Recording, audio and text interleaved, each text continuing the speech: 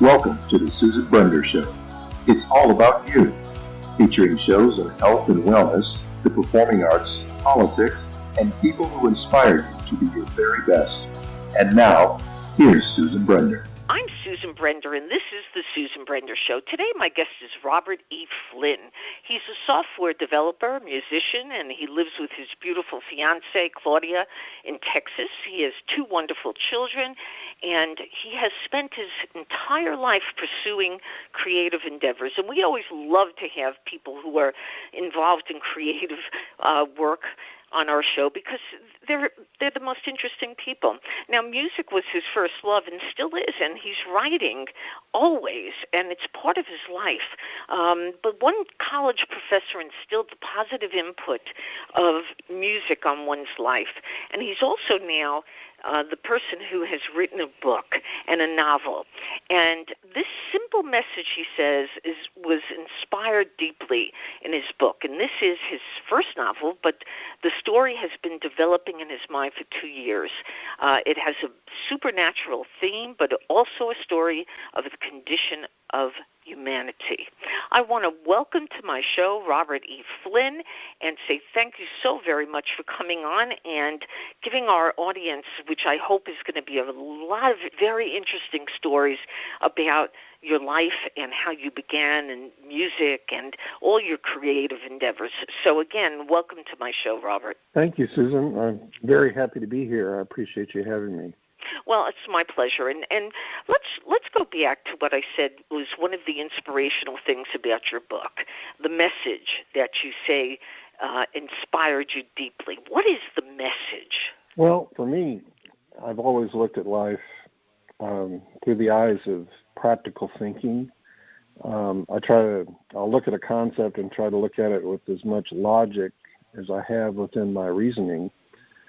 And when I thought about God, there were so many emotional aspects of my reasoning due to my upbringing and what I was taught. Personally, I spoke to a presence all of my life, knowing with my logic that such a being would have to exist and that it was listening to me. And I knew enough about science to know that what I had heard did make sense up to a point. But I simply could not logically assume that the universe and life had just sprung forth on its own. Because I'm creative myself, it made logical sense to me that a creator must have crafted this phenomenal world and everything in it, and of course the entire universe that surrounds this tiny planet that we live on. I saw creative genius in every aspect of what I saw around me, in the plants, the beauty of all the living things. It just spoke of creativity. And then I also saw the history of humankind as a testament to something as well. It made perfect sense to me that we must have been given by our Creator, just like any parent would want to give their children, only good. But that child is wanting to know more than just good, I guess, by natural curiosity. So to go on further with this is that, this choice, as far as my logic was concerned, explained all the inhumanity of life that we see. And because you're given only good, but you want to know more than that. And then the biblical references to the knowledge of good and evil and the Garden of Eden, these things made perfect sense to me only because what would you want to give your creation? Your natural feelings about it. But this book is actually about Lucifer, the highest angel of creation. He was, sitting alongside the Creator as the most beautiful creation. He's fallen from grace, fallen to this earth, and he's become, or feels that he's become irrelevant in the world because man is so easy to deceive. So at this point, and somewhere in his mind, he's wanting to see if there's a chance to be redeemed, but he, more so than anything, he's got more plans than just that. But he's decided now that he wants to focus his attention on tormenting those that are tormenting others, that are evil and powerful. Yeah, but let me stop you here for a second, and then let's go on with what you have to tell me about your book. But, we live in a world, and we've talked about this on my show with various guests. We live in a world that is really, in a sense, sort of broken, because the fact is that people from all over the world don't seem to get along. There seems to always be some sort of either war going on or something evil.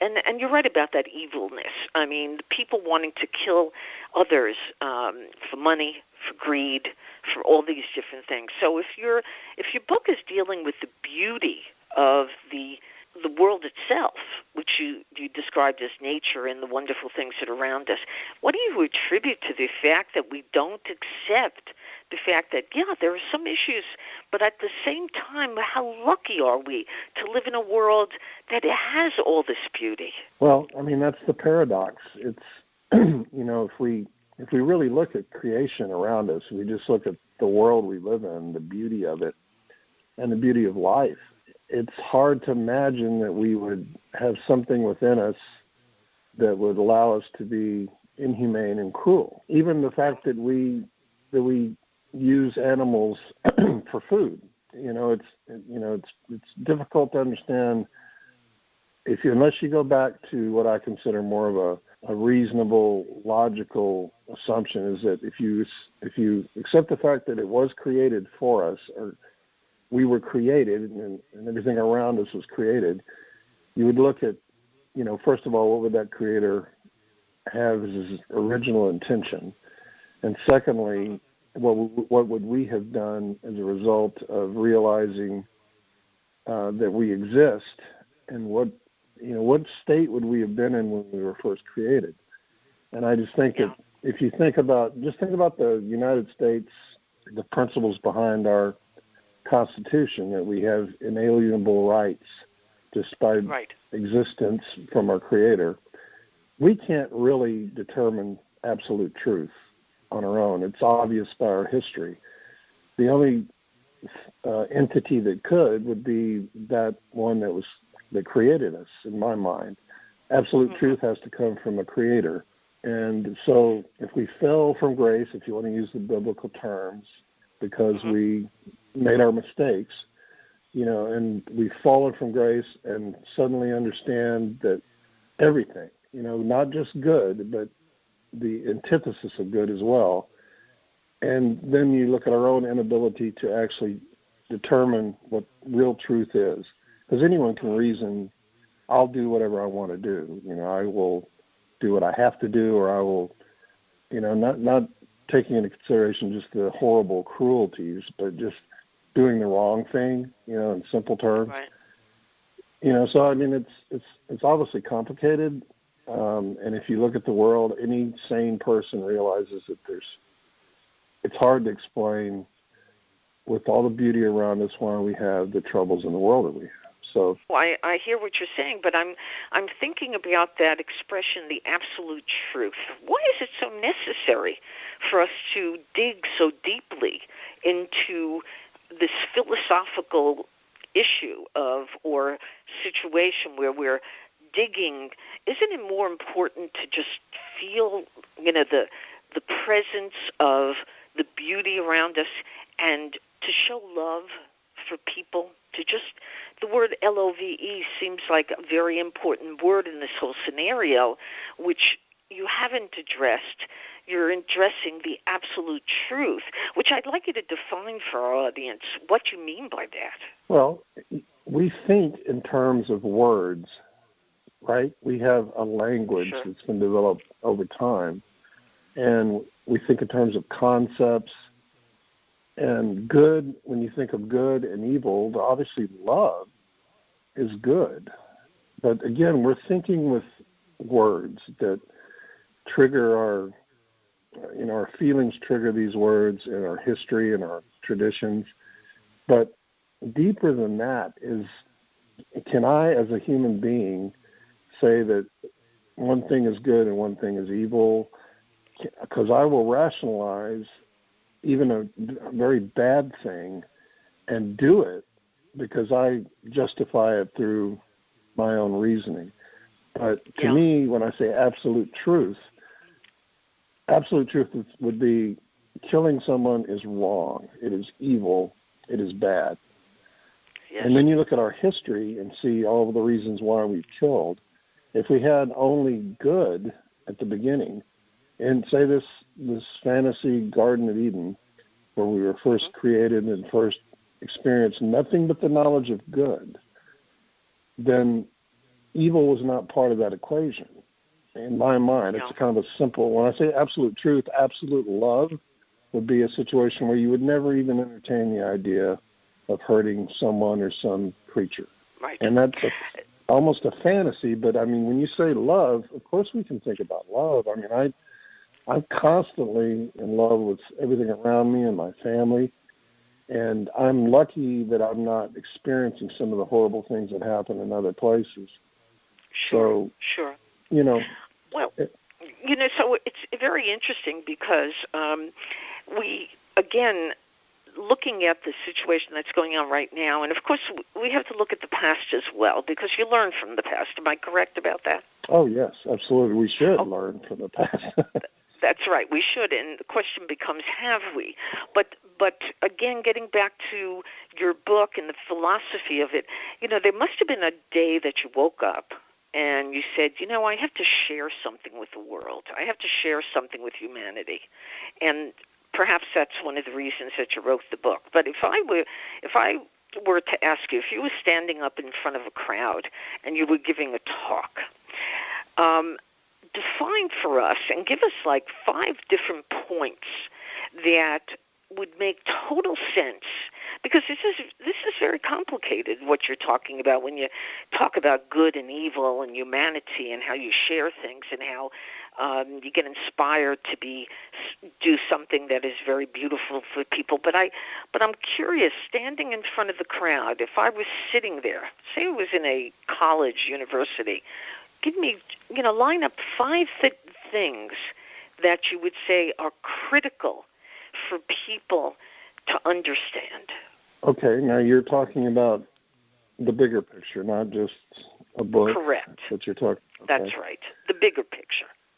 Well, you mentioned looking at history. I think I would start with saying, can you as a human being define, establish truth and realize that your version of truth may be different than someone else's? Can you define a truth that's going to be universal as a human being? Or do you have that power?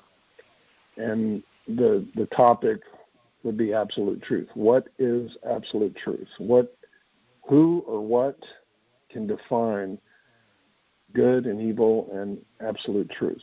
That would be my first starting point. Second point would be, as you just mentioned, if we look at our history, even with all the love that you may have in your heart, you may not be a bad person, but there are other people out there that are obviously bad or have bad intentions and do bad things. When you look at human history, wars, famine, killing, thievery, governmental abuse, tyranny, and you look at the inhumanity to children, the things that are happening every day that we don't even realize the extent of what happens. And that was one of the things that drove me with abuse of children, for example. Right. And the war, the tolls that war takes. All of that terrible stuff, but then again, on the other side, you have all the love and beauty that's also happening with people as well. How can you explain that? If you look at history, you find the same things happening over and over again, so it doesn't seem that we really have learned from our history. Maybe we have to a certain extent. So what can we learn from that? If you go back to absolute truth, what can we learn about what's wrong? Why are we having these problems with all the love in so many people's hearts? Why are we having those problems? 3 would be government is important, but if you live in America, you should really take a strong look at what the founding principles were of our government and yes. be educated beyond the universities, because the universities are going to give you a basis of understanding, but they'll also, in many cases, give you a bias. So you have to look beyond bias and use your own logic and really search deeply for the facts, especially in today's world. For sure. 4 would be to pursue trying to do things that have meaning in your own life and be active in speaking out about these bigger issues. Yes, they're complicated, but they're also very important, I think, in living a better life.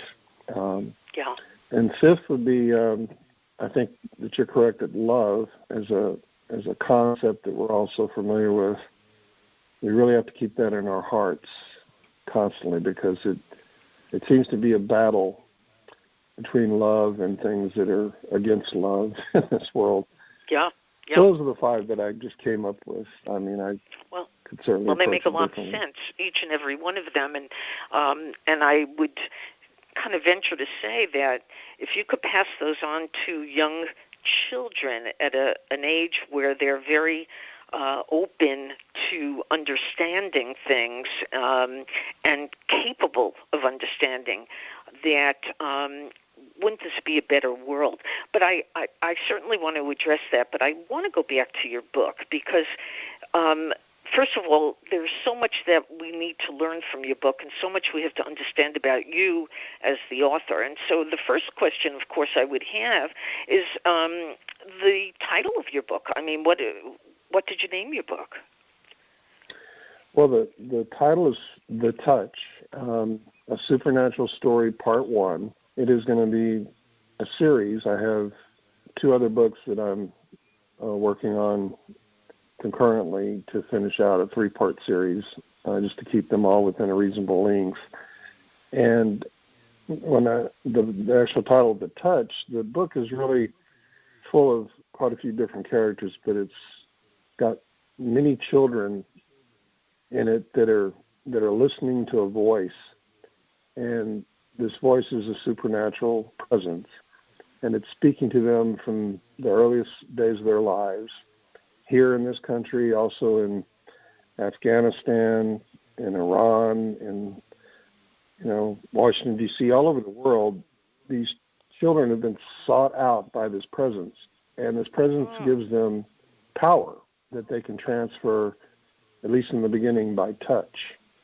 And that touch brings upon a realization within the individual touched of their own self, true self. And in the case of, in Afghanistan, a young girl is being terrorized by the terrorism that's going on in the country and the war. And she's able to overcome a sex trafficking scheme by utilizing this power that she's heard from this presence for so long and not trusted it. But then she finally is awoken in this moment when they're about to abuse her, and that power comes through her. And that's really the beginnings of where this presence starts its activity, is through these children. I'll tell you something, Robert. As I listen to you, I kind of recognize the fact that if we can touch children, and I love the word touch, it being tactile, and this is in the in just kind of talking about people who touch each other. Simple point. Even the touch creates beauty and. It's such a way to connect, between beings. I mean, we're so isolated in some ways, and you either choose to be or not, but you're just by nature, you live within your own universe. You have your own, infinite space within you. It's as big as the space without you, and touching another human being is one of the most beautiful things, I think, in our lives, and it's how you start your relationship with your own child. And it's just a shame that, some people probably don't take advantage of that, but just a hug can be a really special thing. I mean, isn't it ironic? That's correct. And isn't it ironic that there are cultures and groups of very religious people in their own faith, of course, who won't let you touch them, Isn't that ironic? Why? I mean, it would seem to me, and I'm sure you have studied this a little bit, that there are just, different religions where that is taboo. How does one justify that? If you're talking about religion and the effects of religion on the beauty of people and, their thoughts about goodness. Well, religion is another very large topic. I mean, Correct.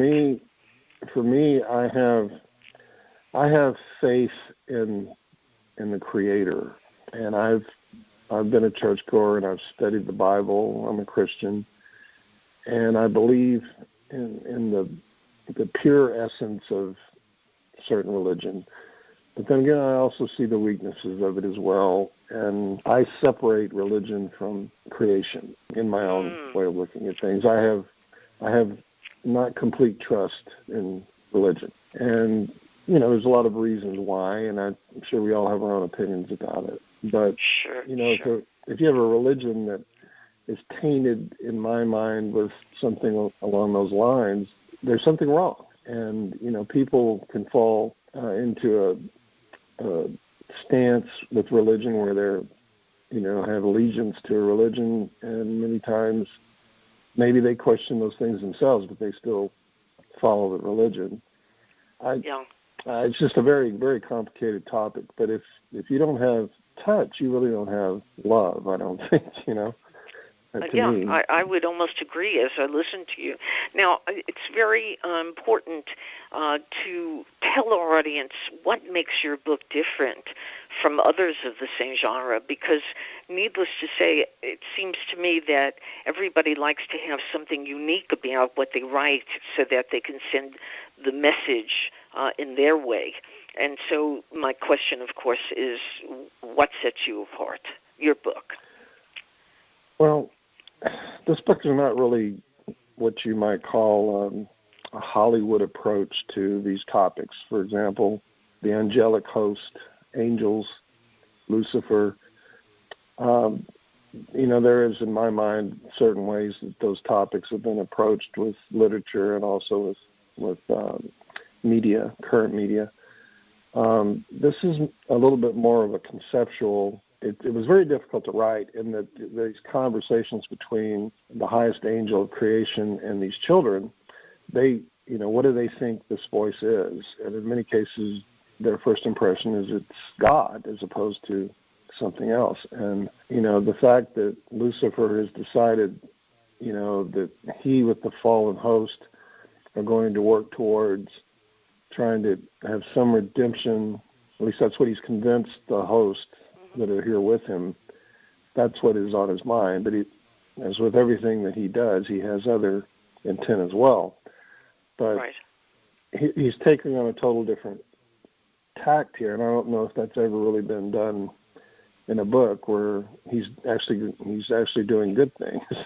That's really the concept, but it's also too, and it's you have to really read the book to get it, but God is looking over all this as well and allowing it to happen. And so these children, what the angel is giving them is some of their own power that I think we all have. At least that's what the concept is within the book. We have much more power than we think we do. And since we're one spark of whatever it is that created the universe, if we're just one tiny spark of that, we are much more than what we think we are. So that's part of what is in there, too. I want to tell you a story, Robert. Many, many years ago, I had a friend who was going through a lot of problems and a lot of trouble, and she turned to a religious leader. In this particular case, it was someone of the Jewish faith who happened to be extremely religious. And she invited us all to her home to listen to him talk about a particular holiday and, let us learn about the holidays for those of us who really were unaware. We're cultural, and, we've got a spiritual sort of side to us, but we don't know a lot of the things that some of the religious leaders know. And so this particular person talked all about the Messiah and the Messiah coming. And my first response to that was, when? Give me a time. Give me a date. I want to know exactly when the Messiah is coming, because to the truth of the matter, I think it's the most wonderful thing. It's kind of like an angel, kind of tell me what's going to, make my life more interesting. Well, he kept on saying, well, don't worry about it. Don't worry about it. He is coming. He is coming. And when he comes, this world is going to be so amazing. It's going to be so fantastic. Everything about, the things that are going on that are not good are going to change. I said, Rabbi, please tell me when.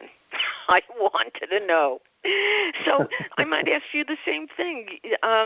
You're writing something that is, again, so philosophical and so beautiful in so many ways, because if children can learn from a very early age that there's ways that they can be part of humanity with love, and they can learn to appreciate the things that we have. How special is that? So I'm sure that you have a funny story, too, that sort of made you want to laugh and made you want to cry at the same time. Is there any story that you could tell us that is attributed to that? Well, that's an interesting thought. I just looking at the world, makes me laugh and cry at the same time. I mean, my daughter is getting ready to have a child, and it's my first grandchild. And, I look at my daughter and her happiness now, and then I look at the things that are going on in the world, and it's a laughing, extreme happiness and extreme sadness at the same time. For me, when I was young, I had a little slight deformity in my chest. It's got a little kind of a depression in it. And when I was very young, gym class was always troublesome, and I felt as if I did not want to attend gym, didn't want to take my shirt off, didn't want to swim. And one day in gym class, I made a comment about another young man that had a rise in it, like his breastbone was curved outward. And I made a comment, and this other person that was in the gym with me said, well, you're saying that about him? Have you forgotten about yourself? And that just totally made me realize that, the little things are so important. You have to really impress, if you're going to impress something about children, is to never look at someone else in a negative way, to always try to understand who they are. And that includes things like being friendly enough to touch and friendly enough to listen. Those are so important, and you can't depend on the schools or the church to give those things to your children. You have to do it yourself. And yes, I don't know if that really answers the question that you were wanting to answer. Well, there's no real answer to it. It's one's thoughts and one's impressions and one's ideas about how they can make the world a better place, and how they could affect what their children think and what they do, and how important that is, that they have that relationship with their kids. Now, we're coming to the end of the show, and I know that there is something that you want our readers to remember about your story and your book after they read it. And first of all, before we even go to the end, I just want people to, again, know about the book and how they can get it and how they can get in touch with you if they need to really discuss this further. So let's first tell them, if they want to get in touch with you, Robert, how do they do that? Well, I have a Facebook account, Twitter, and REFLYNNII is my email at yahoo.com. But I also have Robert E Flynn, all one word, .com, my website. They can contact me there. And then on the Amazon page for my book, they can find all my links as well. But if they go on Amazon and just search The Touch by Robert Flynn, they'll bring it up. It's only available through Amazon and Barnes & Noble. Mm-hmm. I went with Amazon. As a self-published author, it just seemed to be the best way for this first book. So they can communicate with me there. And there's some good reviews so far, and also some editorial reviews on there on Amazon that are quite interesting, seeing what other people have thought about the book. And your what you said about the rabbi is really interesting, because I think we're living in the now. And, whenever the Messiah may come back, it's to even think about a date. It'd be nice to know, but I think that we're living we're living right now, and the design of what we're living, I think, is important. Regardless of how you feel about how we got to where we're at, we can make a difference. And I think even the people who think they have no voice really do have a voice, and we just continue to talk. And that idea within the book that you have more power than you think you do is really kind of a shadow within the book, but it's there. And I really think that this book will keep you thinking. It's a beautiful, somewhat of a difficult read because of the characters involved. I almost tried to keep the young people as a little bit characterless. I mean, they have certain attributes of a good character development, but they're meant to be more like shadows, because there's so many young people that are falling victim to the problems of the world. So they're really meant to be just an example of the bigger picture. Well, Robert, Harry Potter was very successful, and the truth is that a lot of the books, and I've seen children and adults reading it for years and years, and a lot of it was very evasive and very kind of, in a sense, spiritual and weird, and yet look at the popularity of it. So I have a feeling that your book, while it, as you said, it's a challenge, and that we need to challenge our people to kind of think, because a lot of people just, all they do is they look at the TV, they watch TV, they're influenced by Facebook and Twitter and all of these different things. But how much are they really thinking? And that's what we want our children to do. We want them to kind of be the ones in the future to make a difference in the world and to keep the world alive and beautiful, and and that to me is the most important thing. And I think you're on the road to making a difference and to creating a book that will be followed by other books that, again, challenge the mind. And there's nothing more special than that. And I want to thank you so very much for being on my show. And I really think that we have to continue this conversation, because you have a lot to say. And I can only thank you for spending some time with me today.